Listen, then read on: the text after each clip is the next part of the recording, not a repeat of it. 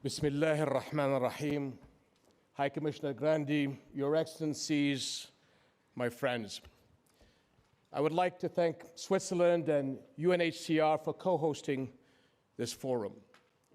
And my thanks also to our fellow co-convener nations for recognizing the need to bring the spotlight back to a major global issue, an issue Jordan is all too familiar with. Jordan hosts nearly 4 million refugees of different nationalities, including almost 1.4 million Syrians.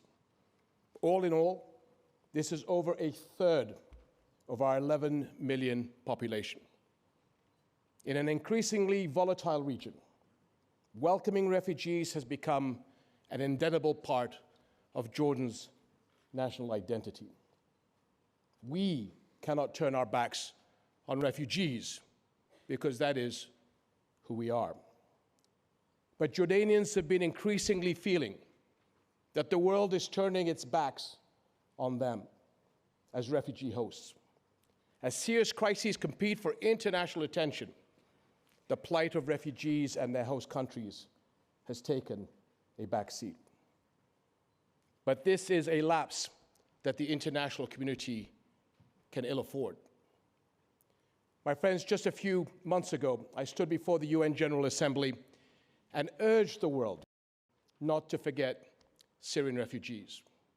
And now, as we speak, we find ourselves dealing with another internal displacement crisis in the region.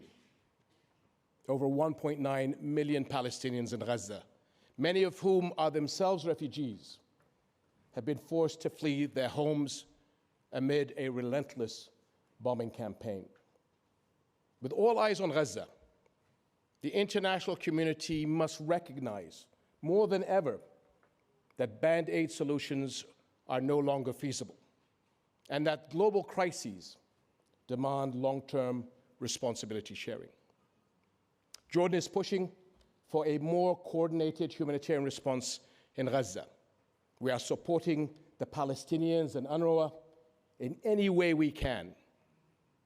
But our country is still bearing the heavy costs and burdens of the refugee communities in our midst. And let us be clear about the scope. In Jordan, UNRWA registers 2.3 million refugees. UNHCR registers more than 730,000 others. And nearly 1 million more are not covered by either agency. International partners are essential, and our response plan for the Syrian refugee crisis has been world recognized. Yet it has never been fully funded. Indeed, international funding to meet pledges has been steadily declining.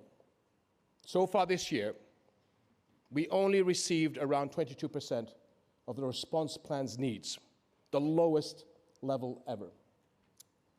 The rest is covered through Jordan's national budget. This has raised the challenge of additional expenditures and placed even more pressure on our strained resources, especially water, as we struggle to cope with the dual impact of the refugee crisis and climate change. With one of the lowest water shares per capita in the world, already the challenge of covering the water needs of our people as well as refugees has become extremely dire. One vital mega project we are hoping will alleviate this emergency envisions desalinating Red Sea water from the Gulf of Aqaba and supplying it to major population areas. And we remain committed to providing refugees with education at our schools, medical services at our hospitals, and access to livelihood opportunities. But sufficient funds are key to enable us to continue providing basic services.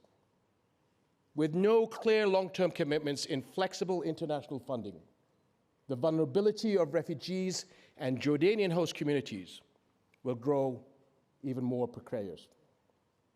And the severe shortfall in funds for key agencies like the World Food Programme and UNHCR is negatively affecting the levels of services including cash assistance, education, and healthcare.